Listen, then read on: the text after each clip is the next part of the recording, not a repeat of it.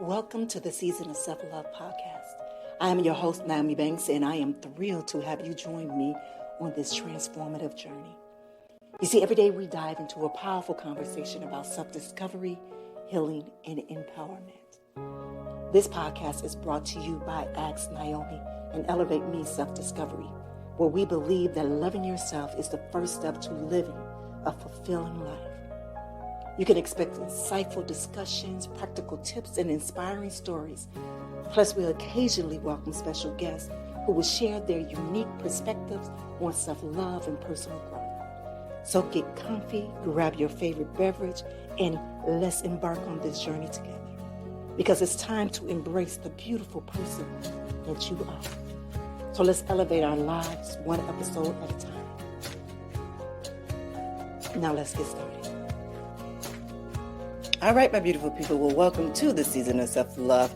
This is where you get your daily dose of inspiration and growth. I am your host, Nyomi Banks. And my beautiful people, as we continue to elevate our journey, today we are exploring on how clarity and authentic conversation can transform our lives in relationship. Our guest today, Shellie R Warren, brings a uniquely direct and refreshing perspective to personal growth. But before we bring her to the stage, we're going to take a quick break, all right? It's your girl, the goddess, Nyomi Banks, here on the Season of Self-Love podcast. We'll be right back. Hey, it's your girl, the goddess, Nyomi Banks, and make sure you tune in every Thursday night to Ask Nyomi Bridging the Gap podcast, where we talk about everything from love, sex, relationship, cultural differences, and so much more. We're bridging the gap between them all, and we even talk about spiritual uplifting. You need to stop by. Me and Dr. Mike, as well as the BTG crew. We have some amazing guests that come through. You never know. Just make sure you tune in Thursday night, 6 p.m. Pacific Standard Time. Go to asknyomi.com and tell them Nyomi sent you.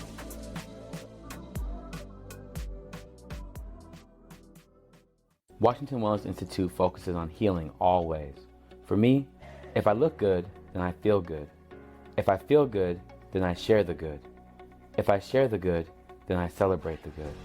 If I celebrate the good, then I live the good. So I can be paid to be my greatest. But I have to learn the good to be the good. So, what does it take to be the greatest? It's as simple as a free 15-minute consultation. Be kind to yourself and heal always.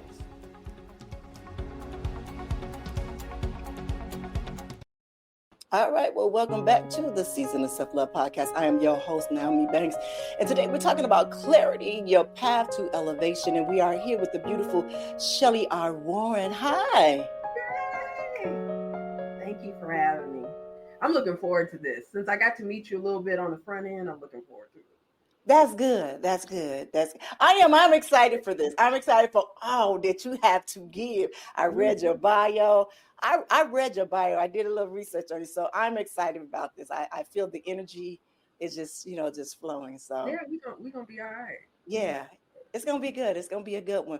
So, our listeners know that before we get into the topic, we, kind of ground ourselves before we get into it. All right, my beautiful people, if you can just get yourself in position and ready for this. All right. Find your comfortable space and take a deep breath, centering yourself. Feel the power of clarity, the strength in truth, and the freedom and authenticity. Breathe into your voice, your unique perspective, and your personal wisdom.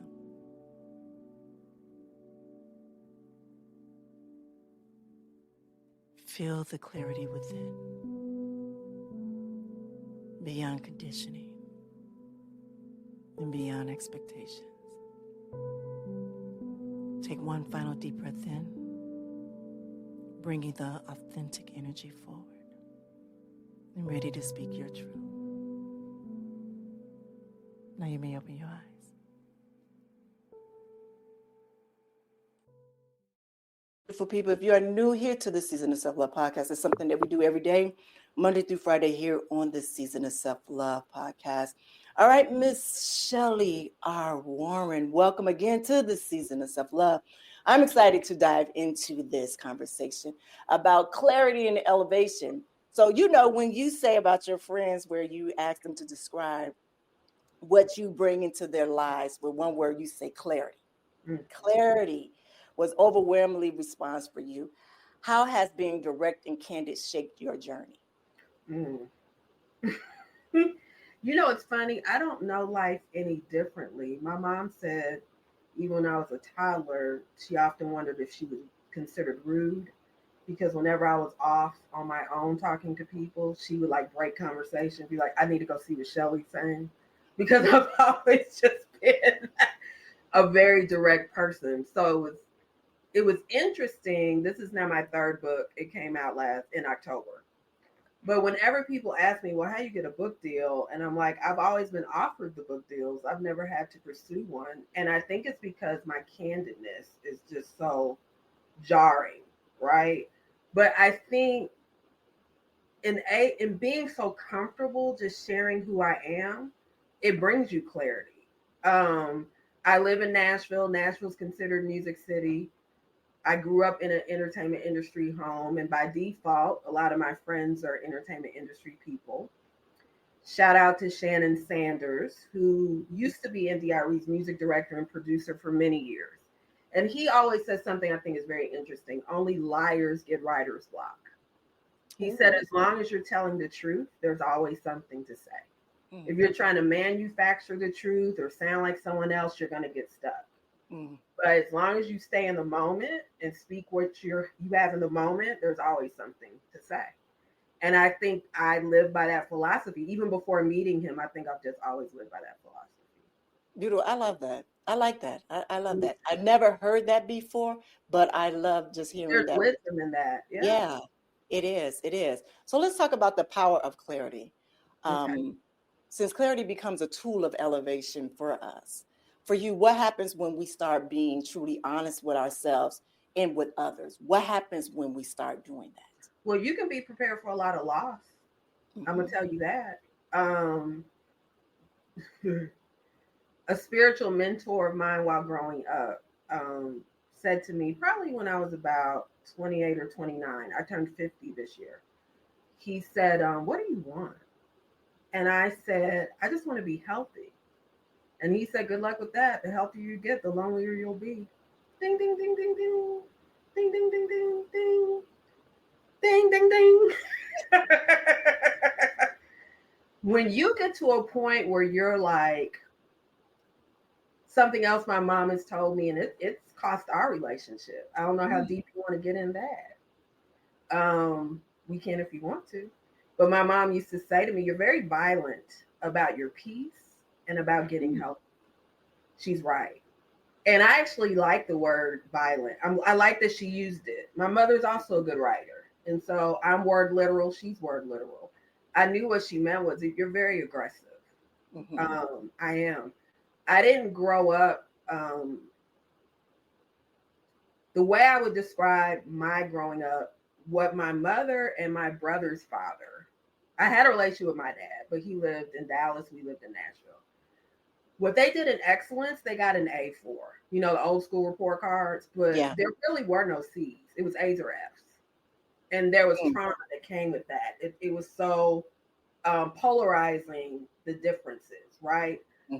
So when you're a child, you're just, for one thing, you often don't even know what is dysfunctional until you have other things to compare it to. Right. And then when you become an adult, I wish I could find the source of this quote. To this day, I still haven't been able. I once heard someone say adulthood is surviving childhood. It shouldn't be that way, but for many of us, for many of us, it is. That definitely was the case for me. So when I got old enough to where I didn't have to accept what was going on, I got very aggressive in removing myself. And that meant removing people, places, things, and ideas because they just were not bringing me peace and or complementing my purpose and or helping me where I am spiritually and or benefiting me holistically. Right. So we keep so many things just aren't good for us. A motto that I tell a lot of my clients, one of the things I am as a marriage life coach, is never substitute familiar for good, never substitute right for good. You know what I'm saying? Like Mm-hmm. familiar and you're just holding it on, but there's good here, you need to let familiar go. Right.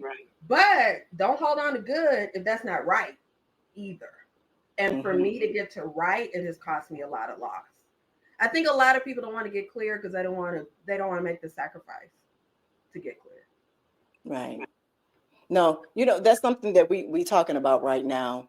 And we just got off about changing your paradigm, changing your life, removing people. I know for me, as I've been going through my transformation, and I've seen even through my career and even through my life, on how my circle has become very, very small, that I've removed. Yes, become very, very small. And that,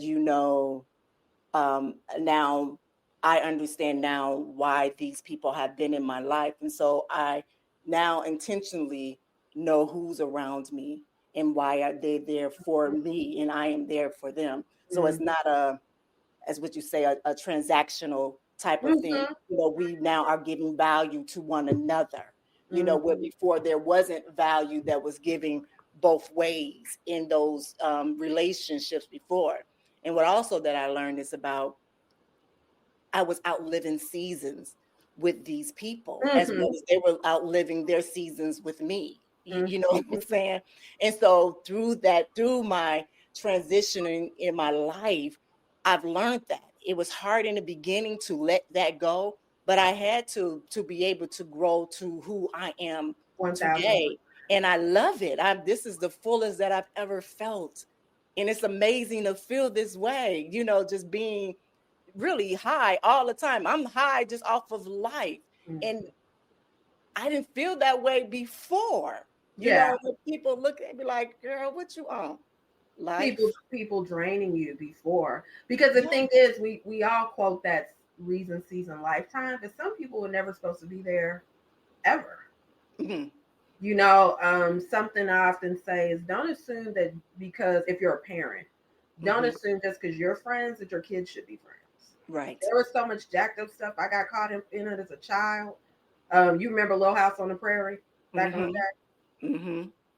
So, like, my first real friendship recollection was my Nellie Olson, and she was evil. The amount of destruction she did in my life, but her parents were friends with my parents. Go put the girls in the back room. You know what I'm saying? And it teaches you not to have boundaries, not to know really what you want or like. Or even in Black Girl, we could go forever on kind of being taught that you should stay in familial relationships just because they're your blood. Yeah. We didn't choose those people. And sometimes you need to choose those people, One of my favorite books, you heard of Henry Cloud and John Townsend? No. So they're Christian authors, but they're practical Christian authors. And their whole ministry is boundaries. Like, I don't really know what else they talk about. So boundaries in marriage, boundaries with your children. So my first introduction to them seriously, other than their boundaries book, was this book called Safe People. And it helps you to figure out who's safe for you, but also who you're safe for. Right. And in my season of clarity, I'd accept that too. Like, if I'm damaged goods in a season because of my own trauma, I'm unsafe for some. Yes. You know what I'm saying? So that's the other thing that clarity will require you is accountability. Yes. And boy, if there's some on the endangered species list of humanity, is accountability. People do not like that.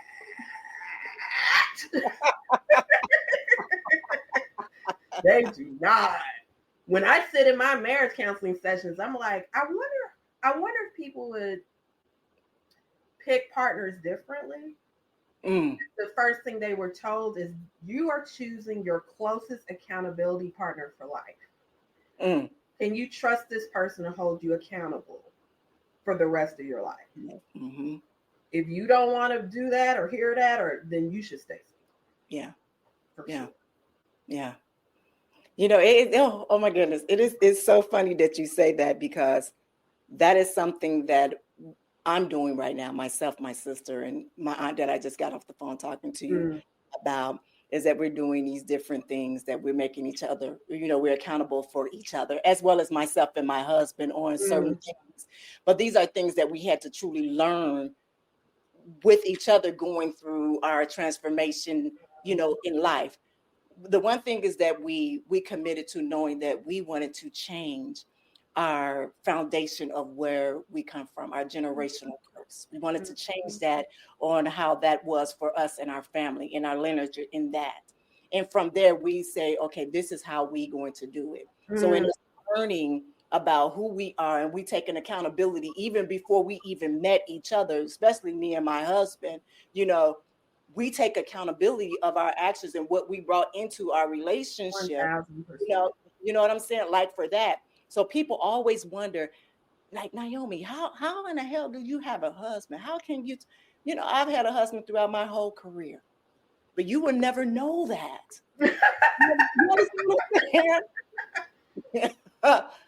You know what I mean? How many years have you been married?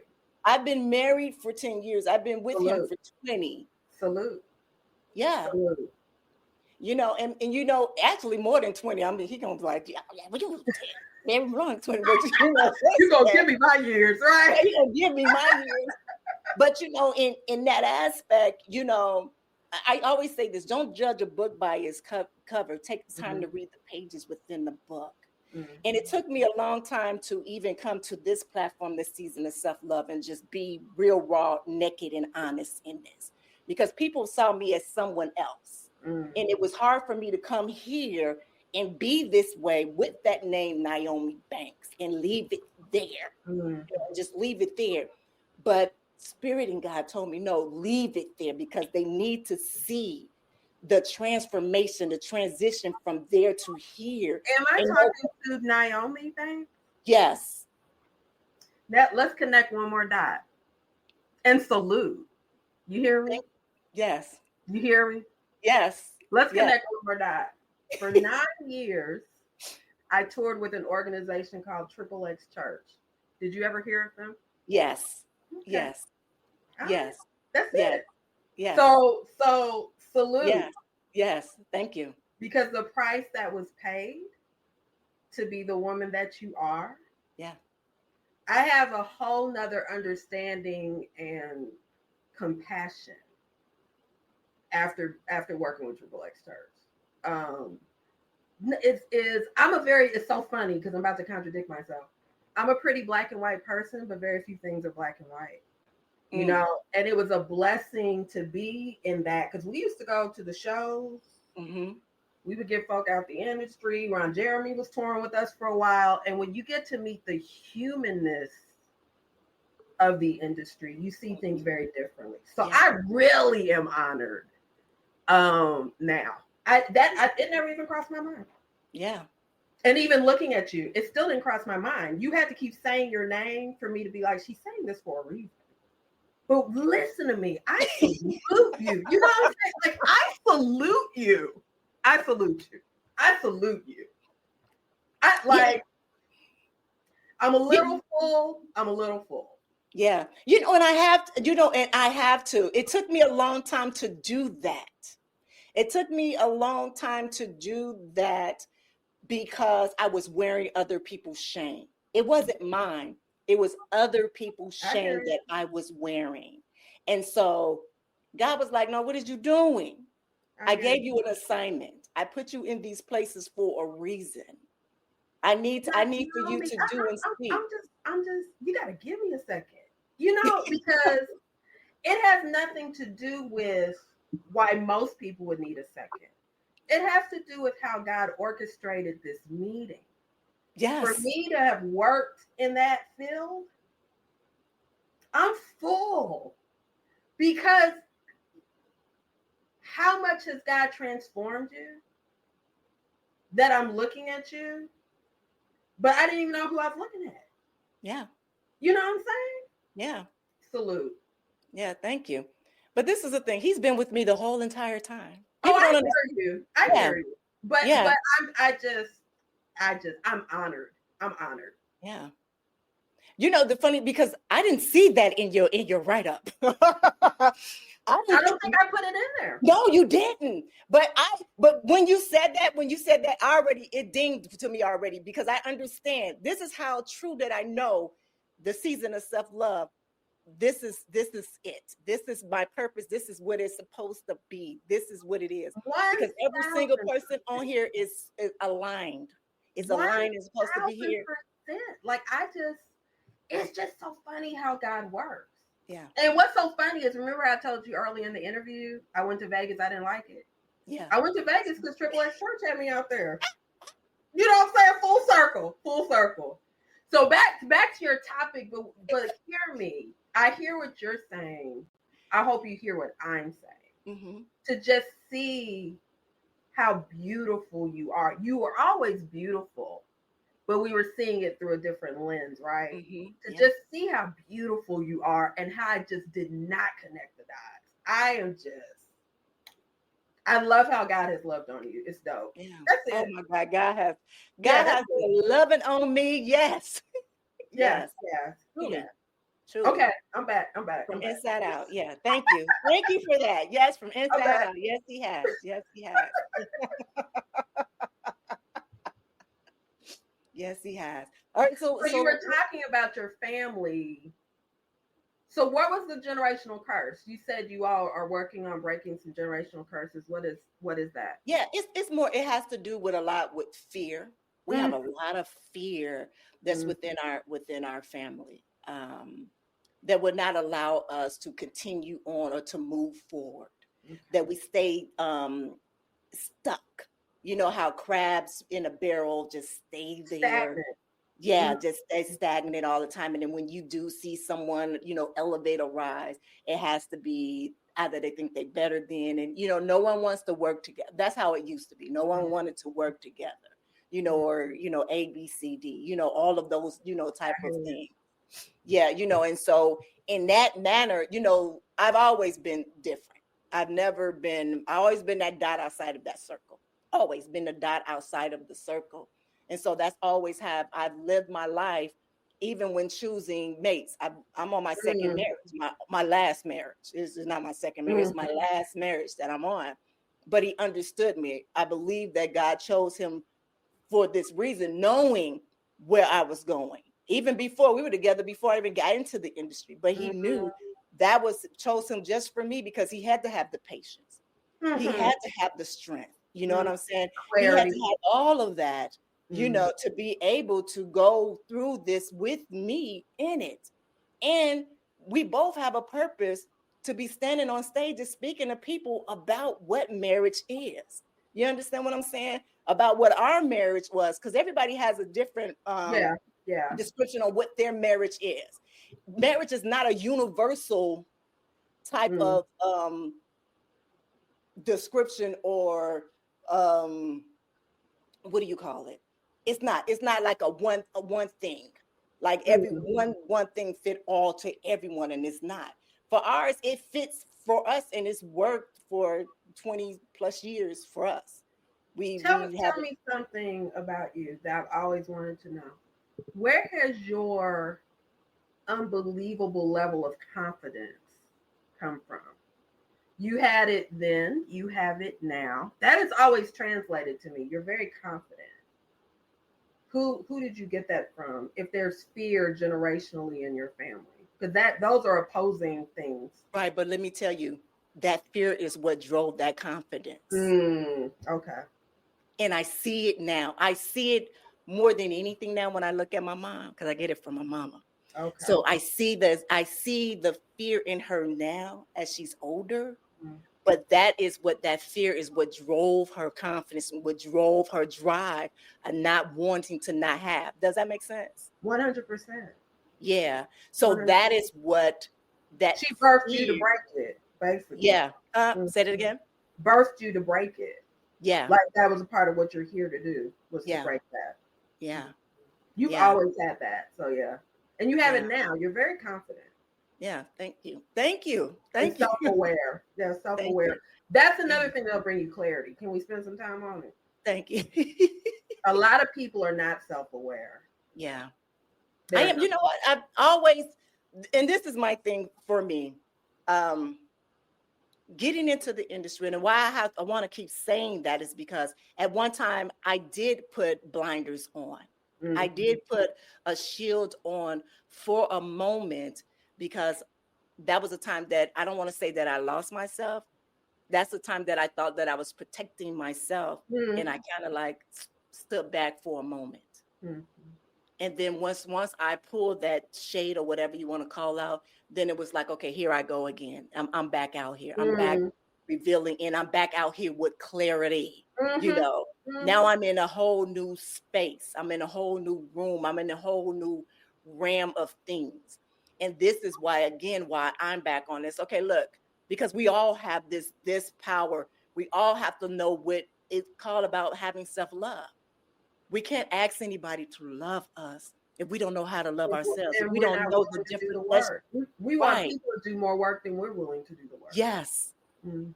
Yes. How can I say, oh, baby, I need you to really love me when I don't even know what that means for me to love myself. If I don't have an intimate relationship with myself, if I'm not in love with myself, so I can show you how to truly love me. And I'm not even talking about on a sexual thing. I'm talking about a mental and a spiritual thing, of it. And it's crazy. And when I look at my girls, I have 3 daughters. Mhm. And when I look at them and I want them to have great relationships with whoever they choose to love, Mhm. whoever they choose to love. So I need to start right here in the foundation of it. I'm already behind the 8 ball with it. So now I have to speed up to make sure I catch them before they get out there, really, to help them along the way. So if I can get out there and help others to be able to speak and talk to their children, so then we won't keep putting people out there with damaged relationships, damaging more relationships. So now we're building more damaged households, Damn it. damaged Yeah. relationships out here in this world. You understand what I'm saying? I just heard, not everybody's gonna like this, but I'm okay with that. I But just they all right. heard a young I just heard a young man say on YouTube, and I was like, look, I get it.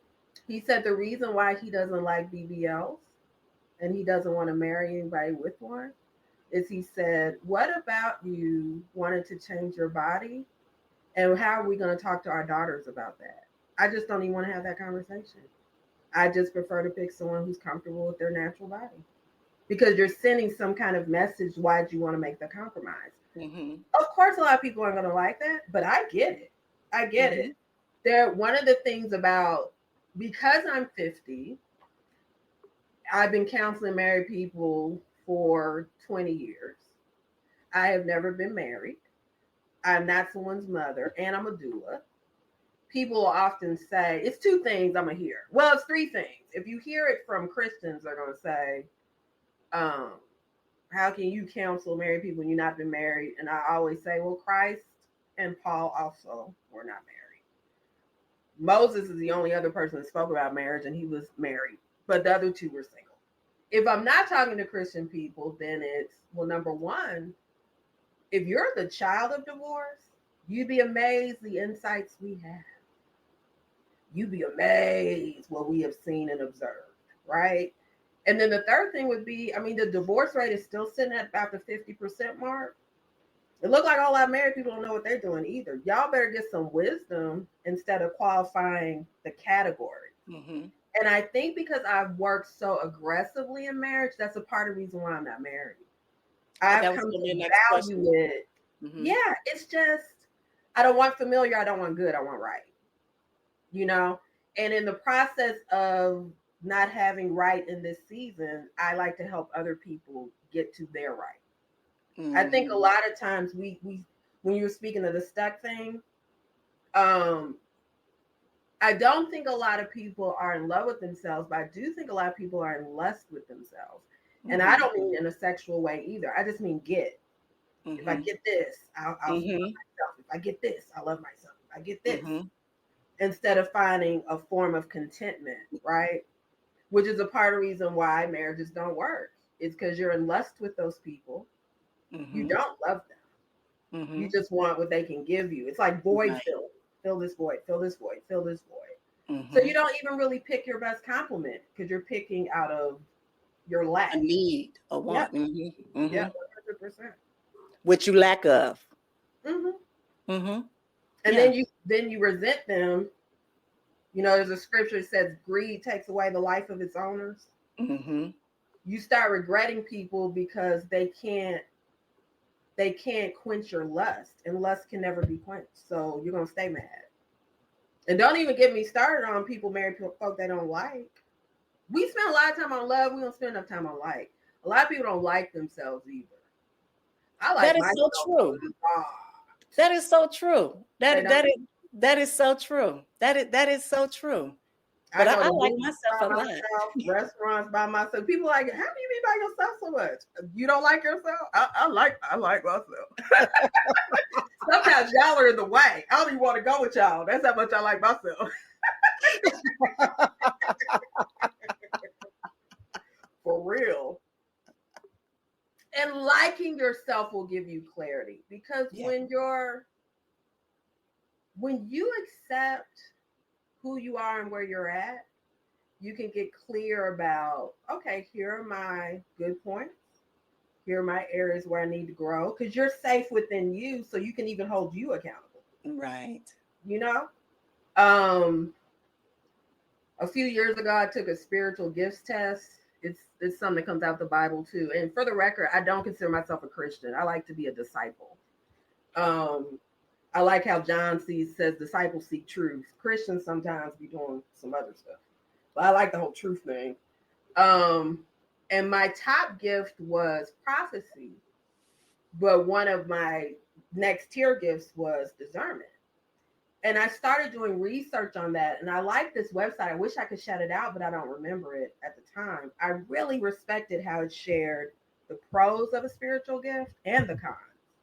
Basically, like if you're working in the spirit realm, but if you're in your flesh.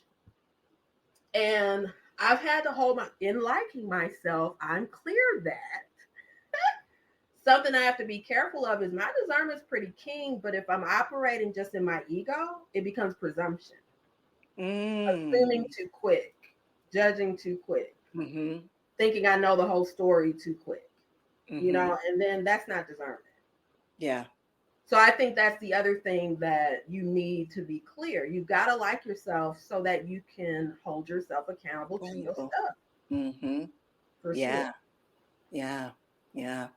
It's funny when I talk about, especially when I'm talking with my husband, and he said, you know, you do very well on checking yourself. I said, I have to. You know, I have to. You have to, especially when you are speaking. Here is, you have to be real, raw, and uncut. I have to be authentic in my conversations.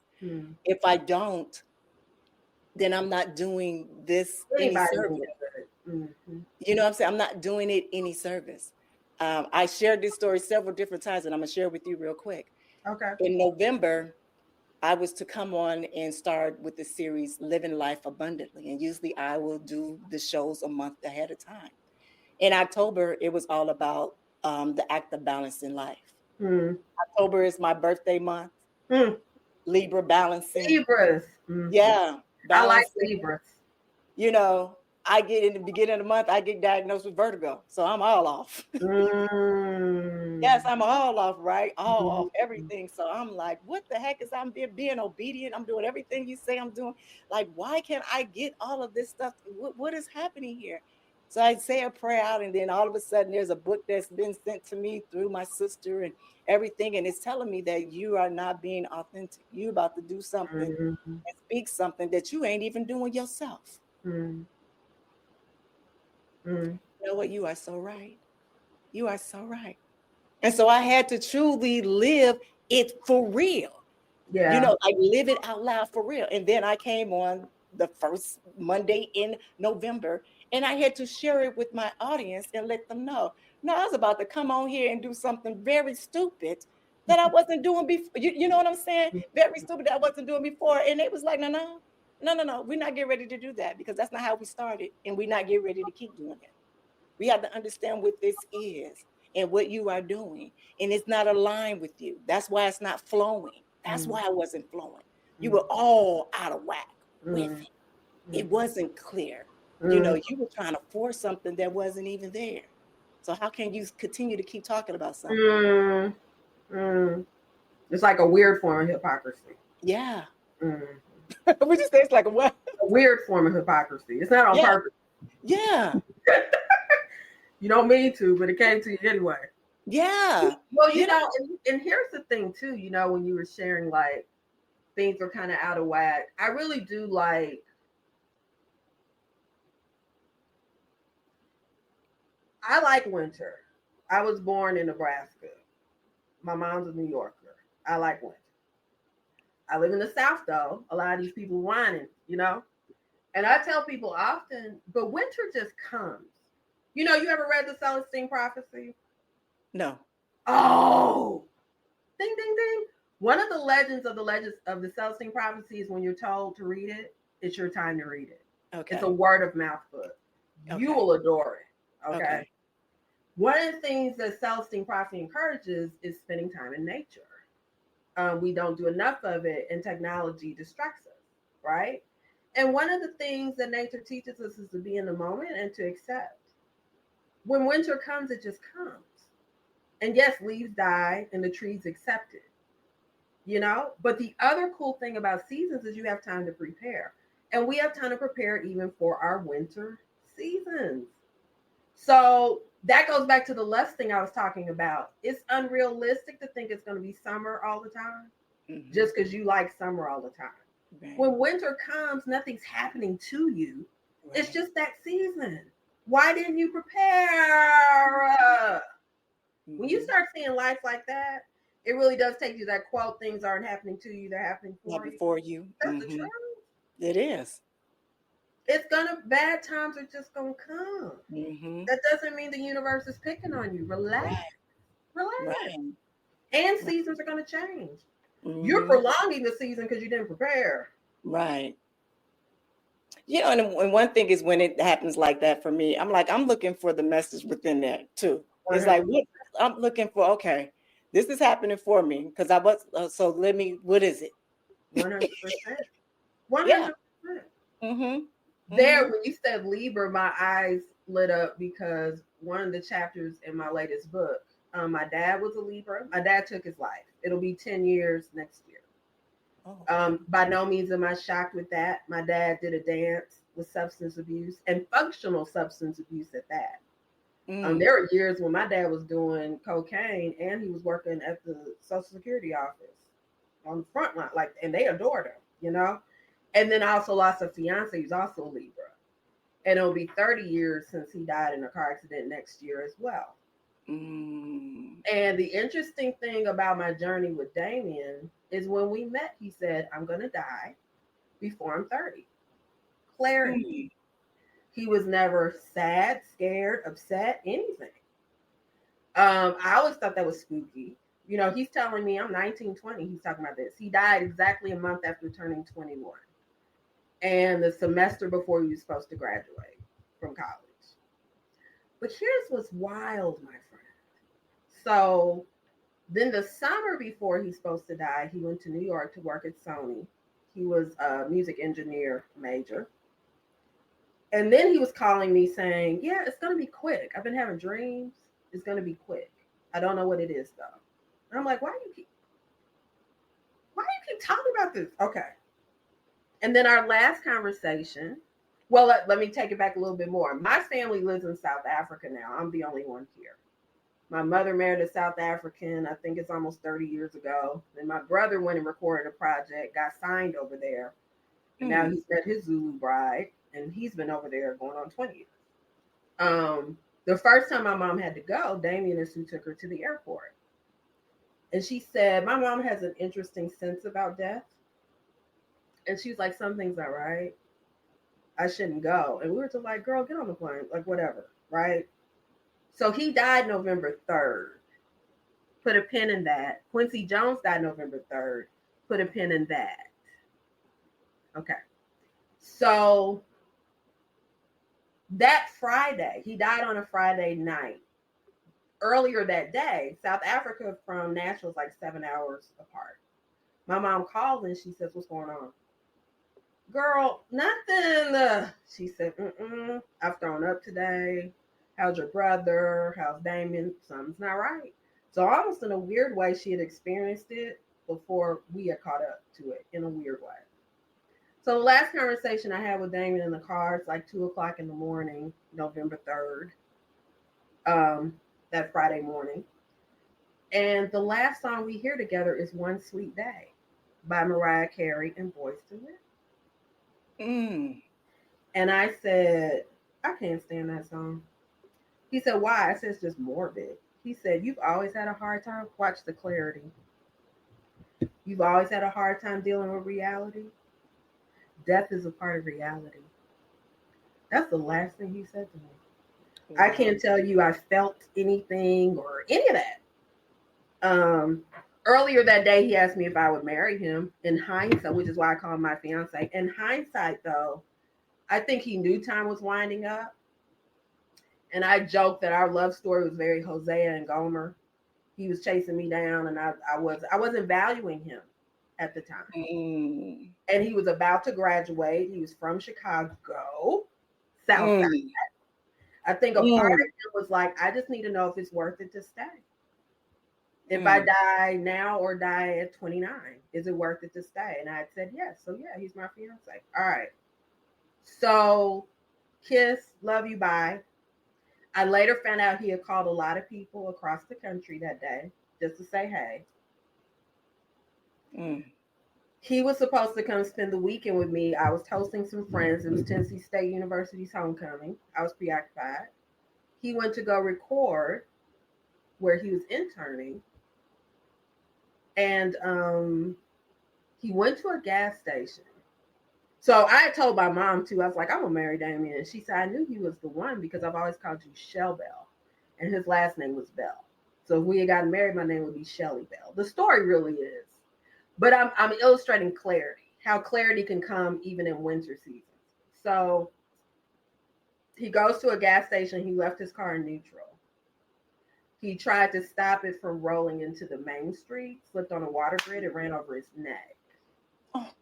He didn't even die immediately. They tried to lift it. We're assuming he was paralyzed or in shock, but the engine was too heavy to lift it and sweep him out. So when they dropped it the second time, that took him out.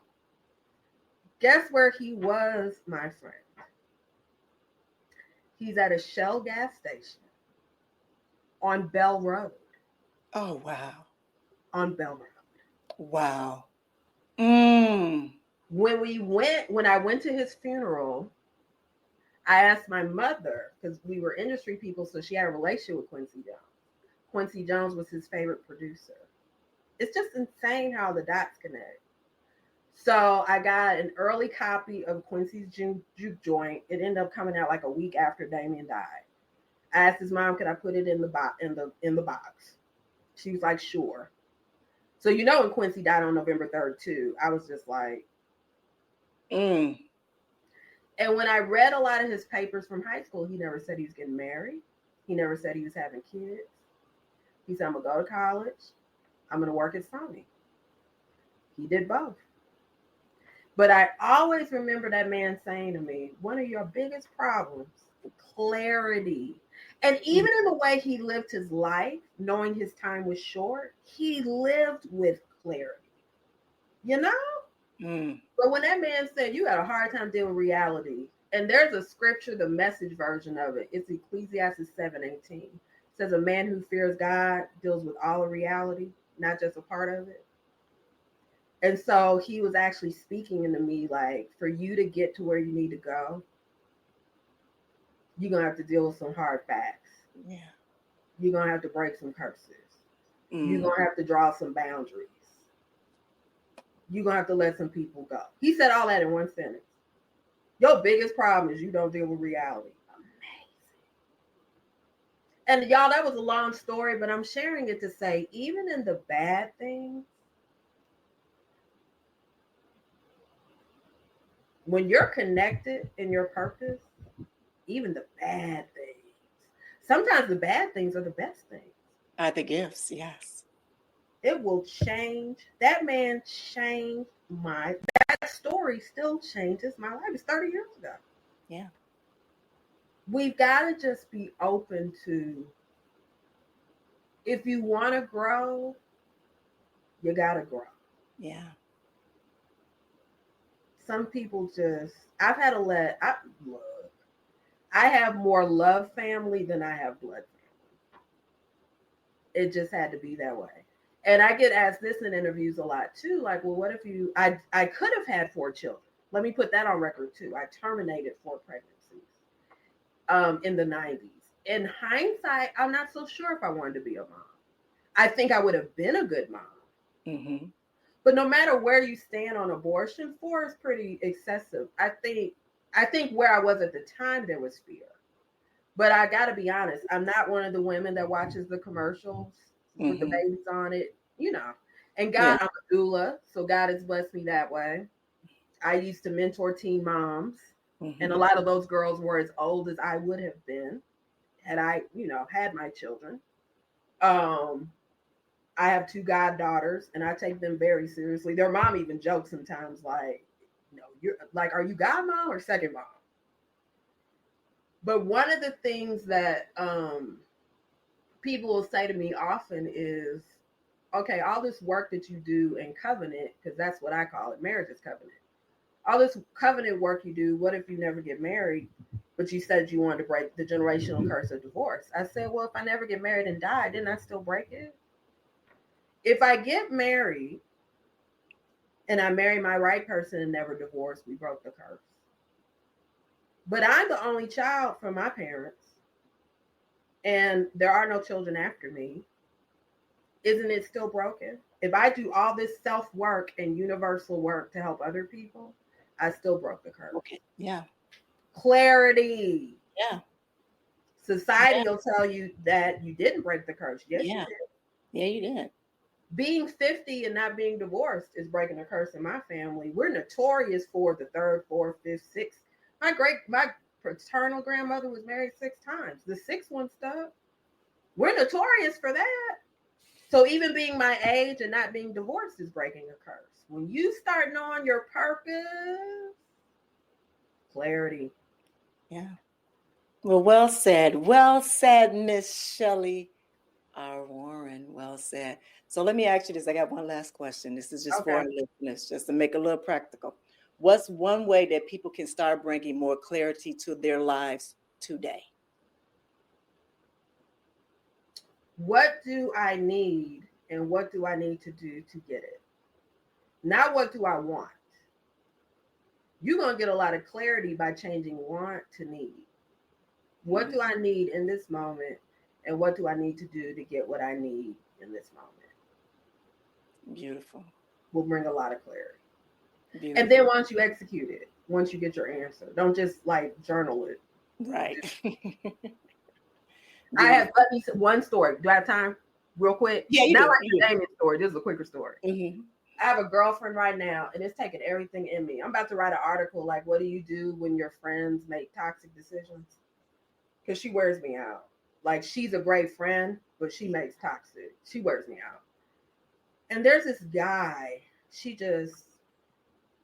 He's unhealthy for her. He's verbally abusive. She's a people pleaser. Those are 2 horrible combinations. I think they're holding on to the love that they used to have. They were each other's first love, but that was like 30 years ago. We're different now. Mm-hmm. So this last time when he showed out for the billionth time, she said, I'm done. And I said, please stop telling me that. Say that you're hoping to become done soon, because that's more accurate. And she's like, why would you say that? I said, well, did you block his number? Then you're not done. What do I need in this moment? What she needs in this moment is to block him. Why does your abuser have access to you? That's what she needs in this moment. It's not good enough for her to, and she didn't deny that, but she still hasn't blocked him. So it's not enough to know what you need. You got to execute it once you know. My question is, do she really want change, or does she know what change is for her? I think a lot of people want to want.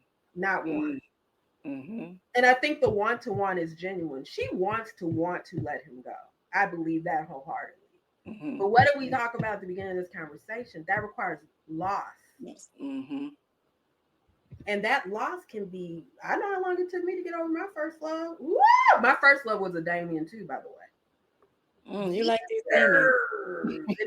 But look, Damien means to tame. So they've done that. They've done that. Tell the Lord thank you. That's what my ex boyfriend's wife mother say. Tell the Lord thank you. He did that. So I think we should enter compassion in that. Like wanting to want, graduating to want, you gotta lose. You gotta hurt. You gotta suffer. So the question is, does she want to lose, hurt, and suffer to get what she really wants? Mm-hmm. She wants to comfortably lose it. That's not gonna happen. It's gonna be very uncomfortable, painful. You're gonna be crying all the time, watching Lifetime movies, all kind of foolishness. Because that's what grief is. Yeah. Beautiful. Well, I love this. I love this whole conversation. I loved it all. I enjoyed meeting you. I loved it all. But so before we wrap, I want you to tell us about your latest book. I know you gave little bits and pieces in it here and there, and where our listeners can connect with you if they want to work with you. So, 2004, I wrote a book called Inside of Me: Lessons of Less Love and Redemption. This book is Inside of Me 2.0, so it's a 20-year reflection on the book. Okay. The first book I called my sexual autobiography because a lot of what was going on was sexual things, lessons I was learning from partners, and I had a real pattern of sleeping with friends. I've never been the one night stand girl, whatever. I sleep with the undefinable relationships. We're best friends. We're having sex. Now, what is this? I was good for that. This book is heavily themed in narcissism. I didn't really see that coming until I wrote it. It addresses a lot of spiritual narcissism, why I don't consider myself to be a Christian, why I'm estranged from a lot of my family members, including my mother, at least in this season. Why I was making choices against like the last boyfriend. My running joke is I'm too old for a boy anything. So next time we just gonna be friends and we're gonna get married. I'm not doing that whole acting married when we not married, emotional foolishness. I'm not. Why are we doing that? Why are we doing that? Okay. So the last boyfriend is in there and we should have stayed friends. I remember riding in the car with him. He was pursuing heavily, but I think that was even his self-esteem stuff. I want you because you're saying no. I'm not even really sure if I want you. My self-esteem's low and I need you to say yes. And I just remember looking at my car one day and said, I guess we can do this. And that was 6 years of my life of I guess we can do this. So I think the book, now that several people have read it, I didn't know how people were going to take it. Especially when you say, I'm a huge Bible fan, but I'm not a Christian. And I'm not. But what people have said to me is, I think you're providing a voice for so many people in that niche. Yeah. Who are like, no, I like God, Christ, and the Holy Spirit. But this thing that Americans are doing, I don't want to do that like that. Yeah. So that's what the book's about. And to be okay being estranged. I do believe forgiveness is important. But I'm going to tell you what. I was having a conversation with God one day. I used to write devotionals 3 times a week. And I was like, that 70 times 7 thing, forgiving somebody 490 times, and here go the Holy Spirit. If you got to forgive somebody 500 times, both of you are not learning anything. Both of you need to go back to school. So what I've learned is a part of the reason why I'm estranged from some people is because when Matthew 6:14 and 15 says, if you want me to forgive you, you have to forgive. Some people tempt you to not forgive them. That's how out of pocket they are. So it's kind of like, okay, if you're not going to stop doing what needs forgiveness for, let me remove myself. So I'm not even putting myself in the spiritual space to not forgive you anymore. Yeah. Let me just let you. So that's what the book's about. As far as how to find me, I don't do social media, and I'm very at peace with that. Okay. My email address is MISSNOSIPHO@gmail. Everybody's like, what is that? Miss Nosipo. When my mother married her Zulu husband, he gave me that name. And Nosipo means God's blessing to those she's around. It's probably the greatest gift he gave me since knowing him. Beautiful. So that's how to find me. Beautiful. Look, when I tell you I'm so honored, I'm just so. I am. Do you hear me? Thank you. Do you hear me? I hear you. God is like, I am, because God is so God. Yes. God is so Truly God. amazing. Yes, yes, yes, it is. Yes, yes. Always, always. All right, my beautiful people. What a powerful reminder of what elevation. It often starts with just being clear. Just being clear about who we are, who you are, where we want to be, and how we want to communicate. Well, the beautiful Miss Shellie R Warren, I want to thank you again for sharing your wisdom with us, your amazing story, girl, and your keying with us. Again, thank you for all of you for joining us. Until tomorrow, remember that to love yourself first. This is Nyomi Banks, and you're listening to this season of Self-Love Podcast. Have an amazing day. Thank you for joining us on this journey of discovering and empowerment here at the Season of Self-Love Podcast. Remember, embracing self-love is a continuous journey, and we're so glad to have you with us. So if you enjoyed today's episode, please leave us a review. And don't forget to join our community on Facebook at Season of Self-Love. Connect with like-minded individuals who are also on their self-love journey. Now, if you have any questions or topics that you'd like for us to explore, we love to hear from you. Email us at seasonofselflove@gmail.com and let your voice be heard. So until next time, take a moment for yourself today and remember, you are worthy of love, joy, and all the beautiful things that life has to offer.